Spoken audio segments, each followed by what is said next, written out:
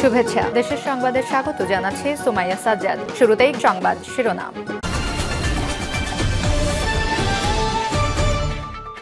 জানিয়ে দিব এই মুহূর্তে পাওয়া সর্বশেষ বাংলা সংবাদ। শুরুতেই শিরোনাম। সংস্কারের নামে নির্বাচন পেছানোর চেষ্টা জনগণ মানবে না বলে কড়া হুঁশিয়ারি।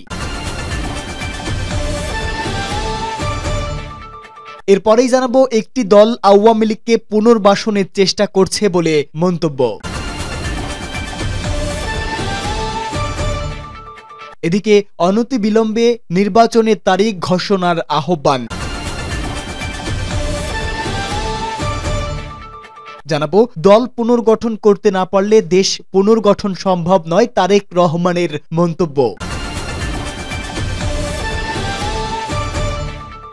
এবং সর্বশেষ থাকবে পুলিশ, র্যাব ও আনসারের পোশাক পরিবর্তন নিয়ে সার্জিস আলমের বার্তা। শুনছিলেন সংবাদ শিরোনাম, এবারে বিস্তারিত।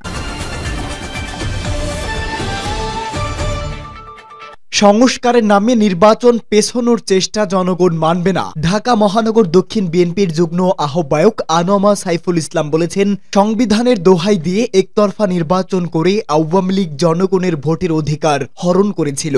হাজারো ছাত্র জনতার রক্তের বিনিময়ে স্বৈরাচারকে পতন ঘটালেও সংস্কারের নামে নির্বাচন পেছানোর চেষ্টা চলছে। জনগণ এই অপচেষ্টা গ্রহণ করবে না। রাজধানীর মীর হাজারীবাগ আবু হাজি স্কুল গণি ইনসাফ সমাজ কল্যাণ সংগঠন সামনে ৫১ নং ওয়ার্ড বিএনপির ১, ২ এবং ৩ নং ইউনিটের উদ্যোগে শহীদ রাষ্ট্রপতি জিয়াউর রহমানের ৮৯তম জন্মবার্ষিকী উপলক্ষে শীতার্থদের মাঝে শীতবস্ত্র বিতরণ অনুষ্ঠানে তিনি এসব কথা বলেন। সাইফুল ইসলাম বলেন, আওয়ামী লীগ যেভাবে ইতিহাস ছিনতাই করেছে, আজ অনেকে তাই করার চেষ্টা করছে। ছাত্র বৈষম্য আন্দোলনে বিএনপি সরাসরি নেতৃত্ব না দিলেও আসল কারিগর কে ছিল তা বর্তমান অন্তর্বর্তীকালীন সরকারের দায়িত্বশীলরা যেমন জানে, আর যারা জুলাই বিপ্লবের একক কর্তৃত্বের দাবি নিচ্ছেন তারাও জানে। কিন্তু কয়েক মাস না যেতেই তা বেমালুম হয়ে গেল। তিনি বলেন, বিএনপি কর্তৃত্বে বিশ্বাস করে না। শুধু প্রশ্ন একটি, আজকে যারা কর্তৃত্ব নেওয়ার চেষ্টা করছেন, জুলাই বিপ্লবে আপনাদের কয়জন প্রাণ দিয়েছে? জীবন দিবে বিএনপি, আন্দোলনের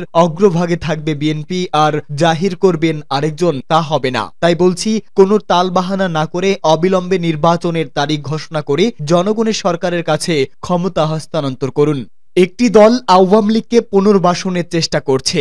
একটি দল পতিত আওয়ামী লীগকে পুনর্বাসনের চেষ্টা করছেন বলে অভিযোগ করেছে বিএনপি চেয়ারপারসনের অন্যতম উপদেষ্টা সৈয়দ মোয়াজ্জেম হোসেন আলাল। তিনি বলেন, বিগত দিনে যারাই আওয়ামী লীগকে পুনর্বাসনের চেষ্টা করেছে তারাই নিঃস্ব হয়ে গেছে। সুতরাং তাদের বলবো, এটি করার আগে অনেকবার ভাবুন। জাতীয় প্রেস ক্লাবের সামনে বিএনপির প্রতিষ্ঠাতা জিয়াউর রহমানের ৮৯তম জন্মবার্ষিকী উপলক্ষে বৈষম্য প্রতিরোধ ফাউন্ডেশন আয়োজিত শীতবস্ত্র বিতরণ অনুষ্ঠানে প্রধান অতিথির বক্তব্যে তিনি এসব কথা বলেন। তিনি আরো বলেন, খবরে দেখেছি ফেব্রুয়ারির মাঝামাঝি একটি নতুন রাজনৈতিক দল আত্মপ্রকাশ করতে যাচ্ছে। একটি গণতান্ত্রিক দেশে একাধিক রাজনৈতিক দল গঠিত হবে, এটা খুব স্বাভাবিক ব্যাপার। যারা নতুন রাজনৈতিক দল করবেন আমরা তাদের স্বাগত জানাই। তবে একটি কথা পরিষ্কার করে বলে রাখি, যারা আওয়ামী লীগকে পুনর্বাসনের চেষ্টা করছেন, এটি করার আগে আপনারা অনেকবার দয়া করে ভাবুন। আপনাদের অনেকবার ভাবতে হবে। বিএনপি চেয়ারপারসনের এই উপদেষ্টা বলেন, আওয়ামী লীগকে পুনর্বাসনের জন্য দয়া করে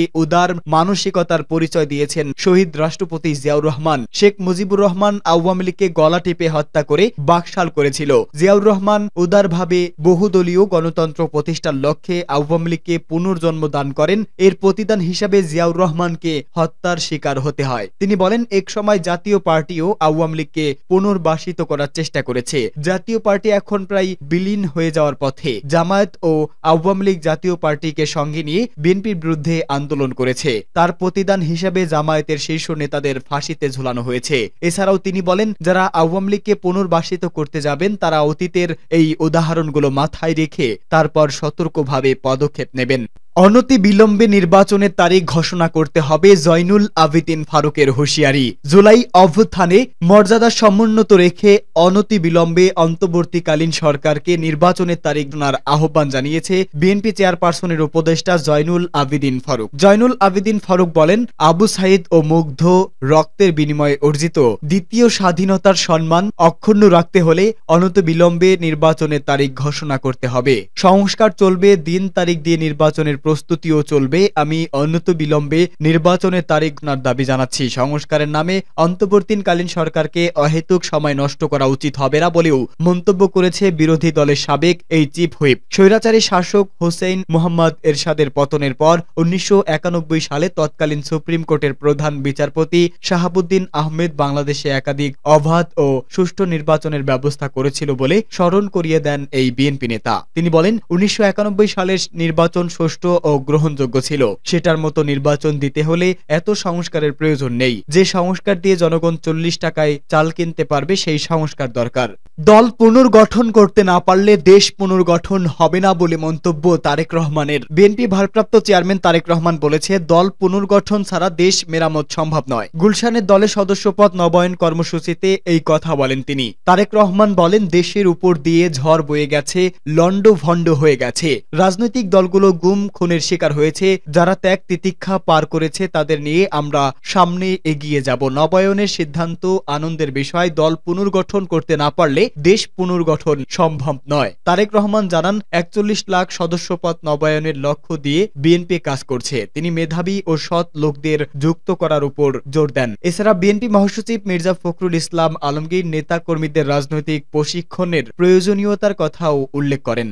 পুলিশ, র্যাব ও আনসারের পোশাক পরিবর্তন নিয়ে সার্জিস আলমের বার্তা। পরিবর্তন এসেছে পুলিশ, র্যাব ও আনসার সদস্যের পোশাকে। আইন শৃঙ্খলা সংক্রান্ত উপদেষ্টা কমিটির বৈঠকে এসব বাহিনীর পোশাক পরিবর্তন চূড়ান্ত হয়। এসব বাহিনীর পোশাকের পরিবর্তন নিয়ে প্রতিক্রিয়া জানিয়েছে জাতীয় নাগরিক কমিটির মুখ্য সদস্য ও জুলাই শহীদ স্মৃতি ফাউন্ডেশনের সাধারণ সম্পাদক সার্জিস আলম। নিজের ভেরিফাইড ফেসবুক পেজে তৎকালীন প্রতিক্রিয়া জানিয়ে এই পোস্ট করেন তিনি। সার্জিস লেখেন, স্বভাব চরিত্র খাসালত পরিবর্তন না করে পোশাক পরিবর্তনে কোনো লাভ নেই। সমস্যা পোশাকে নয়, পুরো সিস্টেমে। এর আগে আইন শৃঙ্খলা সংক্রান্ত উপদেষ্টা কমিটির বৈঠক শেষে প্রেস ব্রিফিং এ স্বরাষ্ট্র উপদেষ্টা lieutenant general Mohammad Jahangir Alam Chowdhury police, RAB ও আনসার সদস্যদের পোশাক পরিবর্তনের বিষয়টি জানান। পোশাক পরিবর্তনের কারণ হিসাবে স্বরাষ্ট্র উপদেষ্টা বলেন, এসব সদস্যদের মানসিকতার পরিবর্তন করতেই পোশাকের পরিবর্তন করা হচ্ছে। মনোবল বৃদ্ধি ও দুর্নীতি রোধ সহ নানা বিষয়কে